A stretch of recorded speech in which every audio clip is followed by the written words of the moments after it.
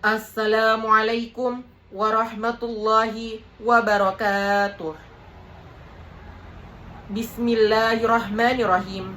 Alhamdulillahirabbil alamin. Assalatu wassalamu ala Rasulillah wa ala alihi wasahbihi wa mawalaha. Puji syukur kita panjatkan kehadirat Allah Subhanahu wa taala yang telah memberikan nikmat kesehatan dan kesempatan sehingga hari ini saya, Kaisar Akil Widyadana dari kelas 10-5 dapat menyampaikan sebuah presentasi yang sangat penting bagi kita para generasi muda. Hari ini kita akan membedah sebuah pengingat tegas dari Sang Pencipta yang tertuang dalam Quran Surah Al-Isra ayat 32. Sebuah ayat yang bukan sekedar aturan kuno, melainkan sistem pelindung atau sistem keamanan dari Allah untuk menjaga masa depan, martabat, dan kehormatan kita dari jurang kehancuran yang bernama pergaulan bebas dan zina. Sebelum menjelaskan lebih lanjut, mari kita bersama-sama mendengarkan firman Allah dalam Quran Surah Al-Isra ayat 32 sebagai berikut. A'udzu billahi minasyaitonir rajim. Bismillahirrahmanirrahim. Wala taqrabuz zina innahu kana fahishatan wa sa'a sabila. Yang artinya, janganlah kamu mendekati zina. Sesungguhnya zina itu perbuatan yang keji dan suatu jalan yang buruk. Teman-teman, ada satu hal yang sangat luar biasa dari redaksi ayat ini. Allah Subhanahu wa taala tidak mengatakan janganlah kamu berzina, melainkan janganlah kamu mendekati zina. Mengapa menggunakan kata mendekati? Mari kita pikir secara logika. Dalam ilmu fisika, kita mengenal konsep vektor, bukan? Vektor itu tidak hanya memiliki nilai, tetapi juga memiliki arah. Sama halnya dengan perbuatan kita. Mendekati berarti arah langkah kita, titik fokus perbuatan kita. Apakah sudah menuju ke perbuatan yang baik atau malah sebaliknya? Zina itu tidak pernah dilakukan secara tiba-tiba. Ia adalah hasil resultan gaya atau akumulasi dari langkah-langkah kecil yang salah arah. Mulai dari curi-curi pandang, berbalas pesan yang tidak perlu, hingga akhirnya berduaan. Sekali kita melangkah ke arah sana, gaya tarik atau godaannya akan semakin kuat dan momentumnya akan semakin sulit untuk dihentikan.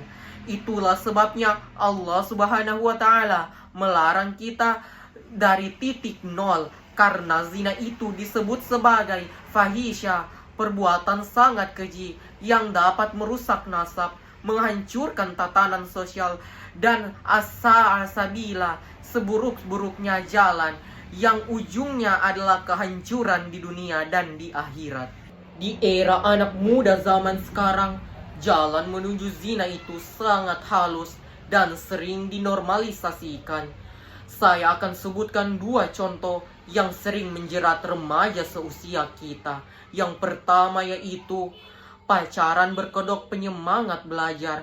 Berawal dari sekedar chat malam-malam dengan alasan menanyakan tugas sekolah, lalu berlanjut menjadi khalwat atau berduaan di tempat sepi, nongkrong hingga larut malam tanpa pengawasan, dan mulai melanggar batasan fisik. Kedua yaitu jejak digital dan konsumsi konten negatif. Di era smartphone sekarang, mendekati zina dapat dilakukan di dalam kamar yang terkunci, menonton, menyimpan, atau ikut membagikan konten, meme, video, atau gambar yang mengandung unsur pornografi. Ini sangat merusak karena dapat meracuni otak dan membangkitkan syahwat yang tidak pada tempatnya. Bagaimana caranya agar kita tidak terjerumus? Ada 3 langkah konkret yang perlu kita terapkan. Pertama yaitu menjaga batasan yang tegas. Berani bilang tidak, menjaga batasan antara laki-laki dan perempuan, baik saat di dunia nyata maupun saat berinteraksi di sosial media. Yang kedua yaitu sibukkan diri dengan gravitasi positif. Jangan biarkan ada waktu kosong pada hidup kita yang membuat kita overthinking atau iseng. Salurkan energi masa muda kita ke hal-hal yang produktif.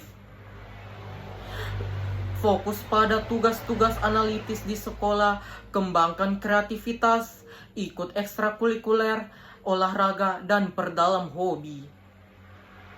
Orang yang sibuk mengejar mimpi tidak akan punya waktu untuk melakukan pergaulan bebas. Yang ketiga yaitu memperkuat sistem imun spiritual. Contohnya yaitu puasa sunnah, merutinkan sholat wajib dan sunnah, serta berkumpul dengan teman-teman yang solih-soliha. Ini adalah perisai yang paling kokoh dari godaan syaitan. Teman-teman sekalian, pelajaran yang paling berharga yang dapat saya ambil dari ayat ini adalah bagaimana kita menghargai dan merancang jalan kehidupan kita.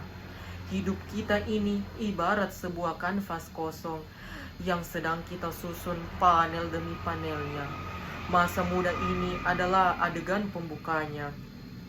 Satu saja adegan atau keputusan yang salah karena mengikuti nafsu sesaat akan merusak dan mengubah seluruh alur cerita indah yang sudah kita bangun dengan susah payah. Allah melarang kita mendekati zina karena Allah menginginkan perjalanan hidup kita memiliki ending yang bahagia serta masa depan yang cemerlang. Sebagai kesimpulan, jangan pernah menganggap remeh arah langkah kecil menuju dosa. Mari kita jaga langkah kita, jaga pandangan kita, dan jadikan masa muda kita sebagai masa keemasan yang diisi dengan karya, bukan dosa. Demikian presentasi dari saya. Mohon maaf bila jika ada salah kata maupun perbuatan, karena kesempurnaan hanya milik Allah Subhanahu wa ta'ala. Wabillahi taufiq wal hidayah. Wassalamualaikum warahmatullahi wabarakatuh.